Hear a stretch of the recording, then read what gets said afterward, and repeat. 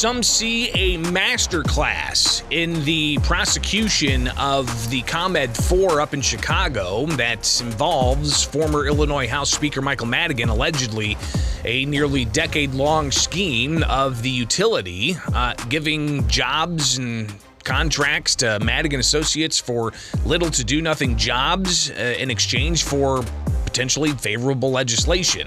This is something that prosecutors revealed during the COVID pandemic in the summer of 2020.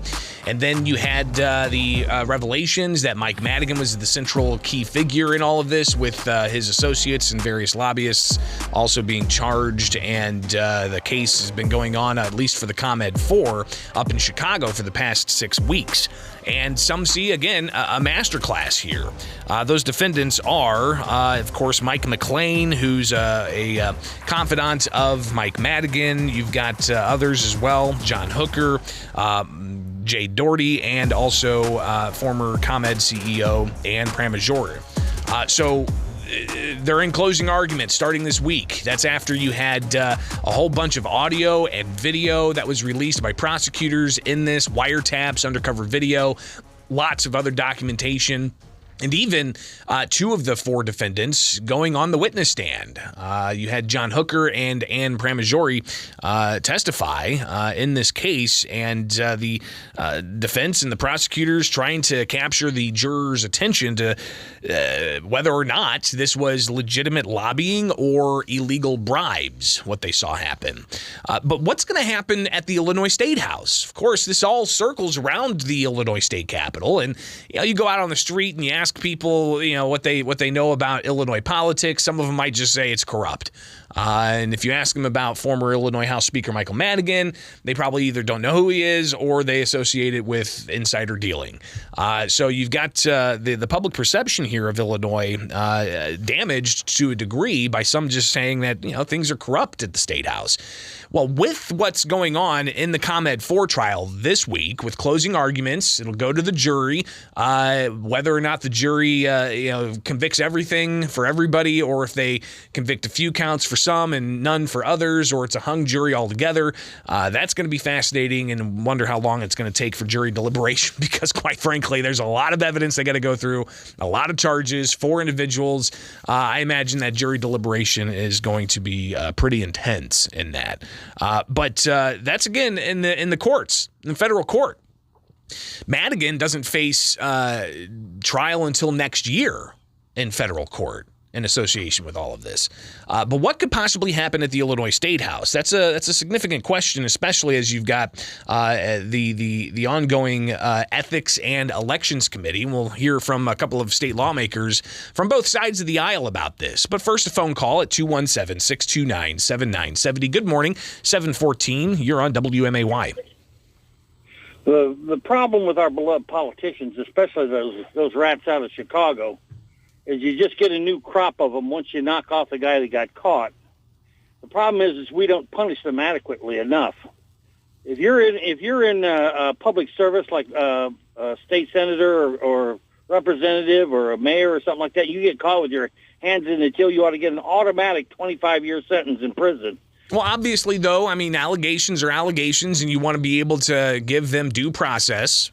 Absolutely, but if they're caught and they're found guilty, they ought to be thrown into the prison with the dregs for about 25 years. That'll teach them a lesson. Well, we'll see if that happens in Chicago. I appreciate the call, but let's get into maybe some things that could be done in advance of somebody committing criminal activity and being found guilty of it. What kinds of policies could happen at the Illinois State House, especially after this trial's ongoing, right? That's a substantial question, one that I posed to a Republican and a Democrat at the Illinois State House late last week. So I'll share that with you here in a moment. But good morning. You're on WMAY. Yeah, good morning, Greg. I used to work in the field, and I once talked to an attorney, and he told me that the truth is like a piece of clay. And we take that piece of clay and we mold it into what we want it to be. Sure. That is a perfect definition of what is going on in this country right now with all this politics and such, especially with this trial. Well, a lot of evidence in that trial, though. It's hard to shake when you see the video evidence and you see and hear the phone calls and read the transcripts. The jury's going to have their hands full. There's no question. But again, at the Illinois Statehouse, are there any things that they could do to shore up ethics, to have more transparency and disclosures? I talked with State Representative Ryan Spain about the entire case and what's been revealed with former House Speaker Michael Madigan at the center of this alleged bribery probe. And you've got Ryan Spain saying that there's a lot that they've heard from this ongoing case. Here's Ryan Spain from late last week. Well, the scope of the ComEd 4 trial has been staggering. It's been really breathtaking to listen to some of the live tapes, including key actors here in Springfield and including Speaker Madigan himself. So I would certainly hope that this would usher in a new urgency for ethics reforms and measures to root out corruption in state government. Unfortunately, so far, I've seen no evidence of that. So no evidence of that at this time. I asked him to further elaborate on what kinds of changes could come about at the Illinois State House, and we'll also hear from the chair of the House Elections and Ethics Committee, State Representative Maurice West, about this ongoing issue of how to shore up the ethics questions that continue to haunt the Illinois State House. So stay tuned. That's coming up here on WMAY. And we'll get more of your calls as well at 217-629-7970. That's the phone number here, live and local at 217-629-7970. So you got 4 individuals facing a bribery scheme allegation in federal court up in Chicago. 3 lobbyists, a former ComEd official on trial the past 6 weeks, all pleading not guilty to that scheme that involves former Illinois House Speaker Michael Madigan. He faces more than 20 corruption-related charges. He's pleaded not guilty, and a trial is expected next spring. I asked State Representative Ryan Spain for a bit of reaction and maybe a bit of preview of what he thinks might happen when the jury gets this case at the federal courthouse in Chicago. And here's what Ryan Spain had to say about his predictions. No, I have no idea, but again, regardless of the outcome of the trial, the evidence presented, the witnesses and their video recordings and wiretaps show the breadth of a pattern of corruption, of insider self-dealing, of placing the interests of taxpayers well below the interests of personal enrichment or delivering political benefits to close allies. And it is truly staggering. And if you listen to those tapes and you serve in the Illinois General Assembly and it doesn't compel you to take aggressive action to clean up corruption in the state of Illinois, then I don't think you deserve to be here anymore. Again, State Representative Ryan Spain, a Republican from Peoria, he's been following this closely, and I asked him what kinds of ethics changes he thinks should come about. We have a long list of things about closing some of the... All right, so firing off without me. I asked him what kind of specific ethics changes he would like to see at the Illinois State House, especially after reviewing a lot of the evidence that's been released by prosecutors. Well, I think we need to we have a long list of things about closing some of the lobbying loopholes, making better disclosure on the origins of legislation, reforms to the discharge procedures in the House Rules Committee, how witness slips are managed. I mean, we really got to take a master class in the manipulative practices of leaders of this body in the past and the way that business is done here. And so I think we should look at any and all of those opportunities to change the way that business is done here in Springfield. So that's a Republican perspective. Of course, somebody who is in the super minority, not necessarily able to really move things and get things moving. He can be critical and he can have his voice shared in news stories. But Republicans aren't the ones that are going to bring about the change here. It's going to have to be Democrats who have the super majority in the Illinois House and Senate that actually move things forward when it comes to ethics. And, especially now you've got the ComEd 4 trial getting ready to go to closing arguments, and a jury could get instructions and possibly start deliberating soon. Is there anything that's going to happen with ethics at the Illinois Statehouse before they adjourn in just a handful of weeks? Because they're set to adjourn May 19th in Springfield here. And after that, they'll take months off before they get to fall veto session.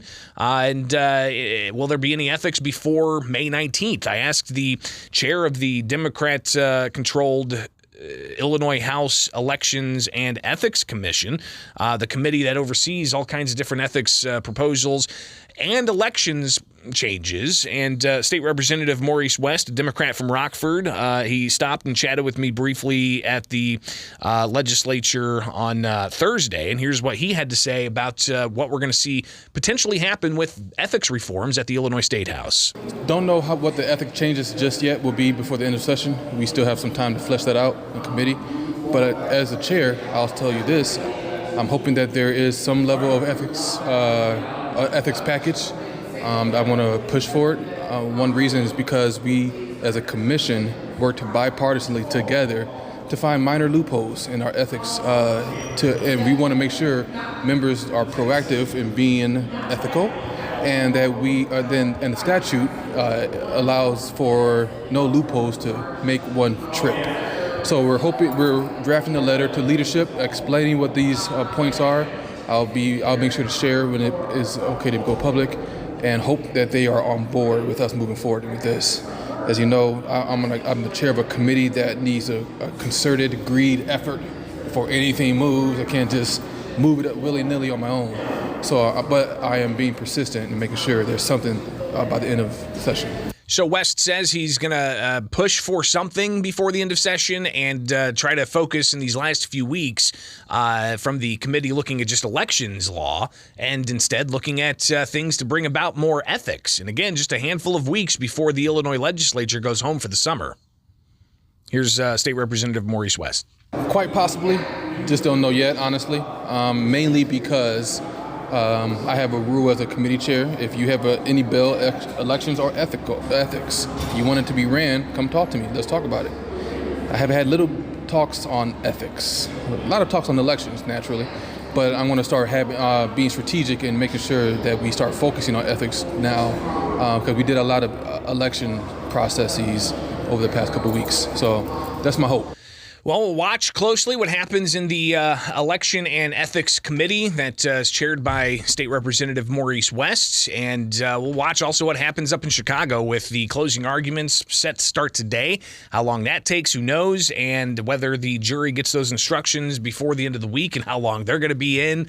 We'll watch that closely as well. I got a colleague who's up there in Chicago in federal court to take all this in. So we may have to touch base with him a bit later as well. All right, 7:30. Let's take a quick call. Good morning. You're on WMAY. Hi, I am on the air. You're on the air. Yes. Oh, I'm sorry. I'm a Republican, and I take note that Tim Butler was the face of the Ethics Committee. Tim Butler couldn't call out ethics. His state senator, Bill Brady, was charged with lying to get $1 million loan for his brother. So both sides of the aisles, I believe term limits is the answer, and town halls coming back once again. So they have to face the people. Yeah, and I think that you saw a lot of that diminish during the COVID pandemic, and even when you've got various House and Senate hearings that are being conducted remotely. If it's on a certain issue, years ago would have filled the committee room with opponents who wanted to push back against these things, but now if it's done virtually, they get a slew of witness slips and they just kind of brush them off. Say, oh, there's hundreds of witness slips in the opposition. Okay, let's go ahead and pass this bill. I think there's definitely a desire from taxpayers to have more accountability for their representatives. Appreciate the call on that. But, listen, I mean, Democrats are the ones that control the state house right now. They're the ones that are going to be able to move forward with ethics changes, and whether or not they're bipartisan and the support for moving forward with certain ethics changes, we shall see. But they got a couple of weeks here before the legislature wraps up. Again, May 19th is when they're set to adjourn spring session.